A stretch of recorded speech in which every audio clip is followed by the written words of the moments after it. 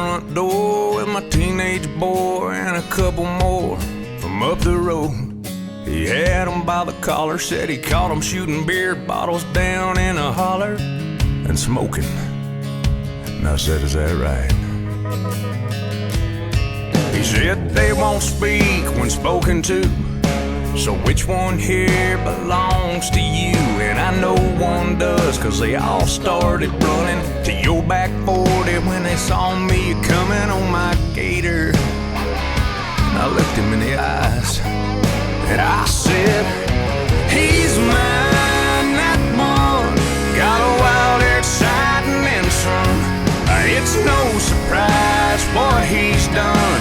He's every last bit of my old man's son. And if you knew me then, there'd be no question in your mind. You know he's mine. Yeah, he is. Friday night football games, living for the speakers to call the name on the back. Number 37, just 145 and 5'11", maybe.